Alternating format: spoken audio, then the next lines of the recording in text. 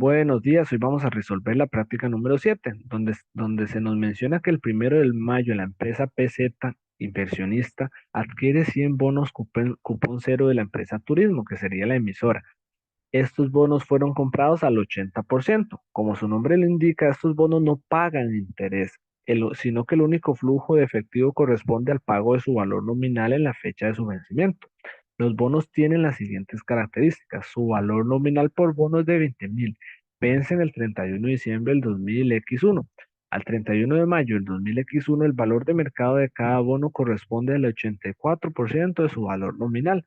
Ambas empresas hacen cierres contables mensuales y así como sus cierres anuales tienen lugar el 31 de diciembre. Usan meses comerciales de 30 días para sus cálculos y aplican la versión integral de la SNIF.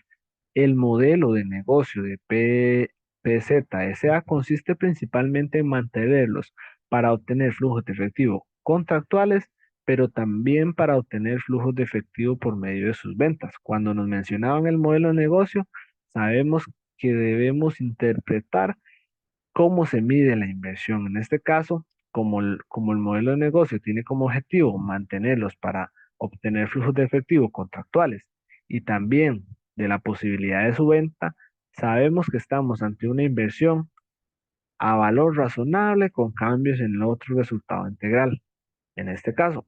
Y nos mencionan que Turismo SA, es decir, la emisora, mide este pasivo al costo amortizado. Entonces, ¿qué vamos a analizar o qué vamos a recordar antes de resolver este ejercicio? ¿Qué significan estos bonos cupón cero? Lo que nos quieren decir, o como el enunciado nos lo mencionaba, es que estos bonos no pagan intereses, es decir, no hay un cupón de intereses que va a pagar el emisor y que va a recibir el inversionista. Entonces, para que estos bonos sean atractivos para un inversor, lo que hace el emisor es venderlos con un descuento, porque si los vendiera al mismo precio de su valor nominal, no serían atractivos para ningún inversionista. Entonces los venden a un precio por debajo de su valor nominal. Esto genera un descuento y esa diferencia entre el valor nominal y el precio de adquisición se llama o se le determina como el rendimiento para el inversionista. También ese rendimiento lo conocemos como una tasa de interés implícita porque no está dada en el contrato de los bonos, sino que surge de la diferencia entre ese valor nominal y el precio de adquisición. También se le conoce como tasa efectiva y tasa de interés implícita en este caso. ¿Qué registra el emisor? Bueno, sigue registrando el descuento, la amortización del descuento y reconoce el gasto por intereses respectivo. Aunque esos intereses sean implícitos, reconoce el gasto por intereses. ¿Qué registra el inversionista? Bueno, el inversionista registra el ingreso por intereses y amortiza la inversión, asientos muy similares a los que ya estamos familiarizados. En este caso, ¿qué nos piden? Ahora sí, bueno, nos piden la tabla de amortización de los bonos, nos piden que indiquemos cómo debe de clasificarse el activo financiero, que ya lo mencionamos, a valor razonable, con cambios en el otro resultado integral, y nos piden asientos en estas fechas. Vamos a analizar qué está pasando en estas fechas para ir contextualizando con lo que nos piden. El 1 de mayo, el primer asiento que nos piden es el de la fecha de compra de venta. Compra para el inversor y venta para el emisor. En este caso, el 31 de mayo nos piden el asiento porque ambas empresas hacen cierres mensuales. Entonces, el 31 de mayo hacemos el primer cierre de esa inversión y además, como es una inversión a valor razonable, con cambios en el otro resultado integral, hacemos el ajuste por la valoración.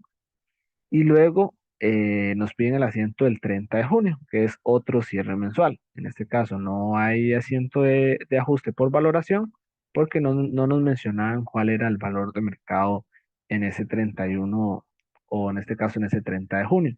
Entonces solo hacemos el cierre mensual. Ahora bien, ¿cómo hacemos esa tabla de amortización? Bueno, la hacemos igual que en los ejercicios anteriores, solo que en este caso hay una particularidad, que no tenemos tasa de interés nominal, entonces no tendremos un cupón. Es decir, no va a haber ningún monto en esta columna de efectivo porque no se pagan intereses. Entonces, esa es la particularidad. Y en ese caso sí debemos obtener esa tasa de interés efectiva, que es la tasa de interés implícita. ¿Y cómo la obtenemos? Bueno, La obtenemos en Excel con la fórmula tasa, pero antes de calcularla, analizamos los datos que tenemos por acá. Aquí nos mencionan cuál es la cantidad de bonos, su valor nominal por bono, que nos da el valor nominal total, que es de 2 millones. Ese es el valor que al vencimiento nos va a pagar el emisor al inversionista. En este caso, la periodicidad es 12 porque paga, bueno, su registro de intereses es de gasto de ingreso por intereses, es de forma mensual porque se hacen esos cierres mensuales. En este caso tenemos la fecha de emisión y la fecha de vencimiento en el que transcurren exactamente 8 periodos, 8 meses. Y el precio de adquisición lo tenemos por el 80% de ese valor nominal, que es justo como nos lo mencionaban en el enunciado. Ahora bien, esa tasa de retorno o esa tasa implícita la obtenemos mediante la fórmula tasa. ¿Y qué datos utilizamos? Bueno, en la cantidad de periodos utilizamos 8 periodos. En el valor actual, este valor actual o valor presente es el precio de adquisición, que es el 80% de su valor nominal. Entonces aquí irían ese 1.600.000 en este caso. Ahora bien, lo ponemos en negativo solo para expresar que es lo que está desembolsando el inversionista. Y el valor futuro, que es lo que recibe, si lo dejamos en positivo. En este caso son 2 millones, que es lo que el emisor le estaría pagando al inversionista al finalizar esos 8 meses. Y así obtenemos esa tasa de retorno o esa tasa efectiva, que era la incógnita que teníamos. Ahora bien, como sé que no tenemos la posibilidad de utilizar Excel en el examen, por eso dejo por acá la fórmula con la cual podemos calcular esa misma tasa mediante fórmulas de matemática financiera y fórmulas que hemos visto anteriormente. Entonces aquí está la fórmula donde M es el valor futuro, que serían los 2 millones. C es el valor presente, que es el precio de adquisición, que es 1.600.000. Y N la cantidad de periodos, que es 8. Y en este caso, -1. Y así obtenemos la misma tasa de interés, solo que realizado por medio de una fórmula de matemática financiera. En este caso, sabiendo que podemos calcularlo de ese modo, no va a haber ningún inconveniente a la hora de hacer la tabla de amortización, que la hacemos igual que en ejercicios anteriores. Arrancamos el 1 de mayo con el precio de adquisición y de ahí el primer mes transcurrido hacemos el registro del ingreso o gasto por intereses en este caso. Ahora bien, ¿cómo se calculaba ese ingreso por intereses o esa columna por intereses? Bueno, multiplicando el valor en libros que tenemos anterior por la tasa de interés efectiva que acabamos de calcular.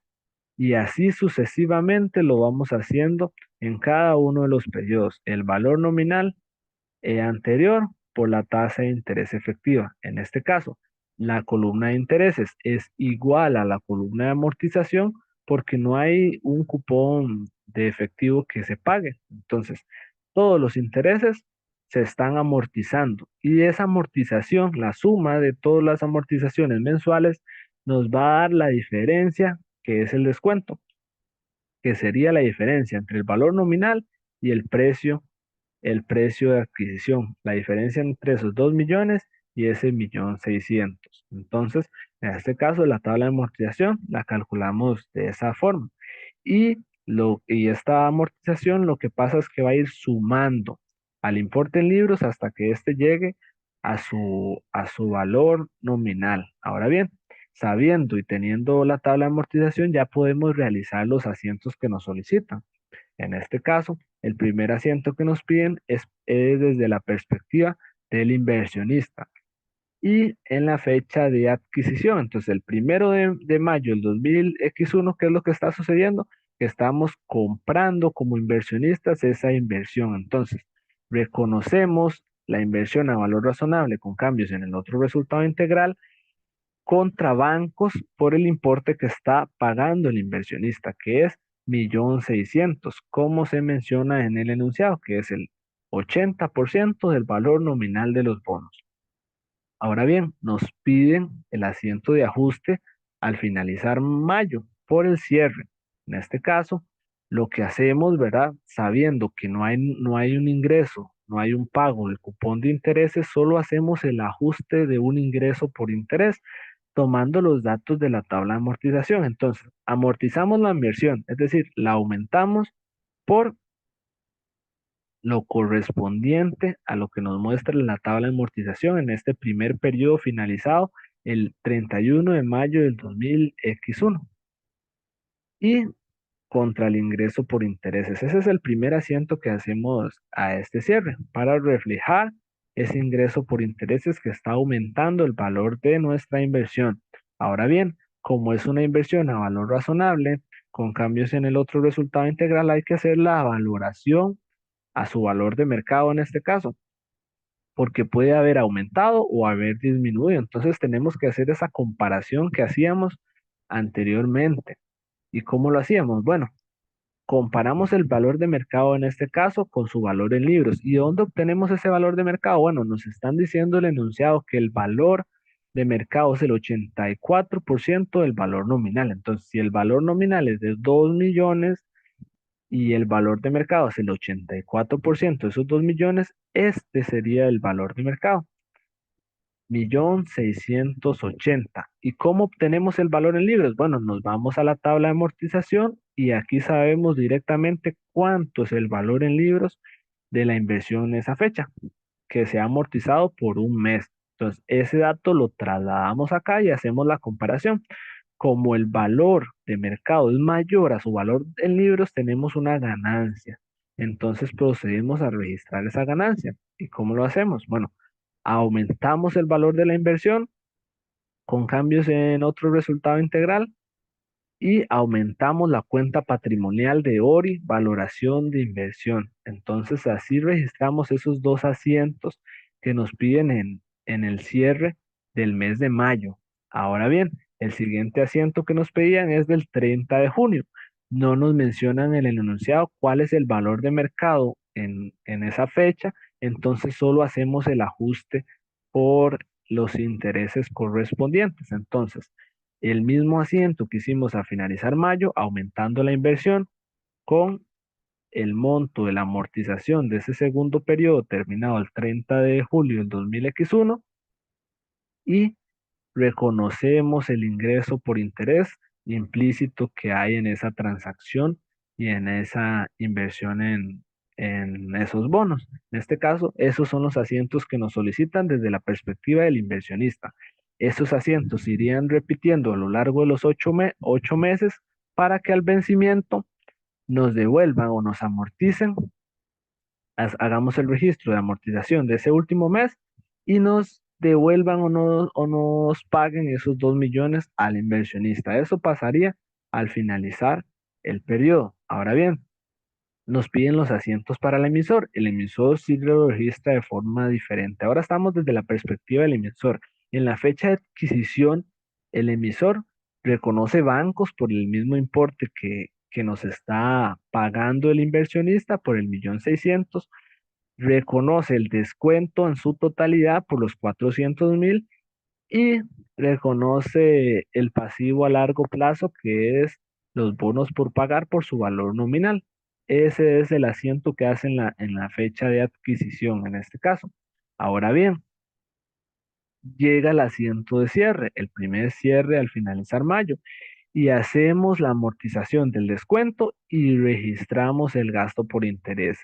Estos son los asientos que hace el emisor. En este caso no tiene que actualizar la inversión porque no estamos desde esa perspectiva, estamos desde la perspectiva del emisor. Entonces solo reconoce el gasto por interés contra el descuento. Y esto va a estar pasando durante los 8 meses hasta que al finalizar el periodo de los bonos le pague los 2 millones al inversionista. En este caso, no nos lo están solicitando, pero el 31 de diciembre del 2021 el asiento que haría el emisor sería el siguiente. En este caso, reconoce el gasto por interés, reconoce el descuento, en este caso, reconoce el descuento, en este caso, gasto por interés y reconoce el descuento del último periodo. del último periodo, reconoce esto. Entonces, y además hace el desembolso de los 2 millones. Entonces, reconoce bonos por pagar, la disminución de los 2 millones, disminuye estos 2 millones y el efectivo que está pagando, que sería los 2 millones. No nos están solicitando ese asiento, pero a modo de ejemplo, el 31 de diciembre del 2021 tendría que registrar lo siguiente el emisor, el último ajuste por los intereses y el pago de esos bonos por los 2 millones. Entonces así concluimos esta práctica número 7.